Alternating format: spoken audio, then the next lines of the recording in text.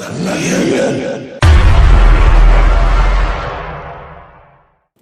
बात है उस वक्त की जब मेरे कॉलेज की पढ़ाई कंप्लीट हो चुकी थी। उसके बाद मैं अपने लिए एक अच्छा सा जॉब ढूंढने लग गई थी। कुछ कोशिशें करने के बाद मुझे एक कंपनी में जॉब मिल भी गया था। वो जॉब करने में मुझे बहुत अच्छा लगता था, लेकिन प्रॉब्लम ये थी कि कभी कभी उस बिल्डिंग के टॉप रूम से मुझे अजीब अजीब मंत्रों की आवाज़ें आती थी और कभी कभी बहुत डरावनी आवाज़ें भी आती थी। मुझे पता ही नहीं था कि आखिर उस कमरे में क्या चल रहा है, लेकिन मैंने अपने दोस्तों से पूछा और मेरे पूछने पर उन लोगों ने मुझे बताया कि उस कमरे में बुलाने पर कोई भी आत्मा, चुड़ैल, डायन, जिन, पिशाच और कोई से भी भूत प्रेत आ सकते हैं। मुझे उस वक्त मेरे दोस्तों पर बिल्कुल भी यकीन नहीं हुआ, क्योंकि मैं बचपन से भूत प्रेत जैसी कहानियों में विश्वास नहीं रखती थी, क्योंकि मैंने मेरी लाइफ में उन्हें कभी देखा भी नहीं था। लेकिन सब लोग उस कमरे के बारे में बोलते जा रहे थे और उन सबके मुंह से बात सुन के बहुत सारा डर लगने लगा। मेरा भी मन होने लगा कि आखिर उस रूम में ऐसा क्या है और वहां आत्मा कैसे आती है। इसीलिए मैं एक दिन ऑफिस से छूटने के बाद उस कमरे की तरफ जाने लगी। उस वक्त वहां पर कोई और था भी नहीं और कमरे का दरवाजा ऑलरेडी खुला था, इसीलिए मैं बड़ी आसानी से अंदर चली गई। वहां पर देखा तो सब कुछ ठीक ठाक अपनी जगह पर था। मैं और आगे चली गई और मैंने देखा तो एक डेस्क पर बहुत बड़ी किताब रखी हुई थी और उसके आसपास मोमबत्तियां लगी हुई थी। वो देखकर मैं सोचने लग गई कि आई थिंक ये किताब होगी जिससे आत्मा को बुलाया जा सकता है। ठीक है, जरा मैं भी देखती हूँ कि आत्मा को कैसे बुलाया जाता है, आत्मा कैसी दिखती है। ऐसा सोचकर मैं उस डेस्क पर बैठ गई और मैं उस किताब को देखने लग गई। उसके बाद मैंने पढ़कर देखा तो वहां पर आत्मा को बुलाने का मंत्र लिखा हुआ था। उसके बाद मैं वो मंत्र पढ़ने लग गई थी।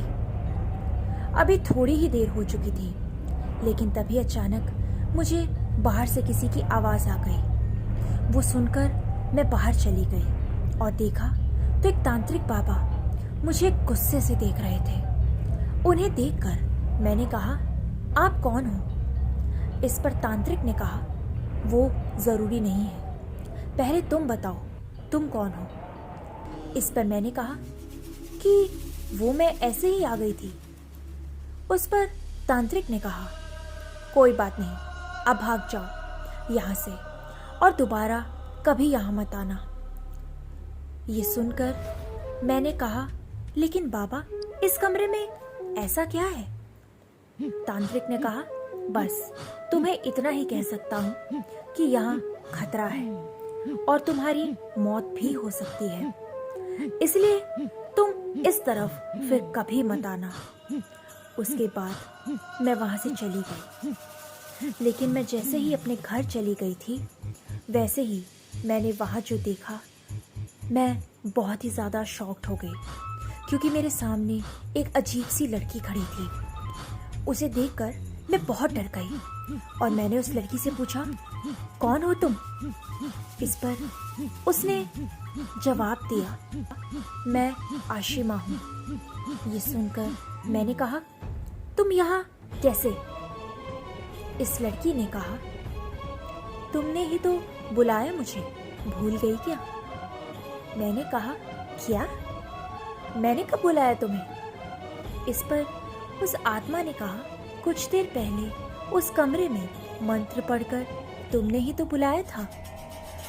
उसकी ये बात सुनकर मैं समझ गई थी कि वो आत्मा अनजाने में मेरे बुलाने से ही आ गई थी। तभी उस आत्मा ने कहा, डरो मत, मैं तुम्हें कभी कुछ नहीं करूँगी, क्योंकि तुम्हारी वजह से ही तो मैं इस दुनिया में आई हूँ। मैंने कहा, सॉरी, मैंने तुम्हें गलती से बुलाया था, प्लीज़ मुझे माफ़ करो और तुम वापस चली जाओ।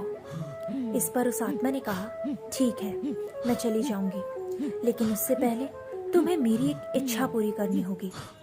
मैंने कहा, सॉरी, वो मैं ऐसा कुछ भी नहीं करने वाली, तुम जाओ यहाँ से।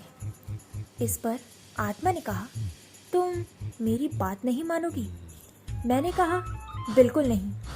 उसके बाद उस आत्मा ने कहा, ठीक है, अब जो भी होगा उसकी जिम्मेदार सिर्फ तुम होगी। ऐसा कहकर वो आत्मा वहाँ से चली गई और रात के बाद वो आत्मा मुझे कभी नहीं दिखाई दी।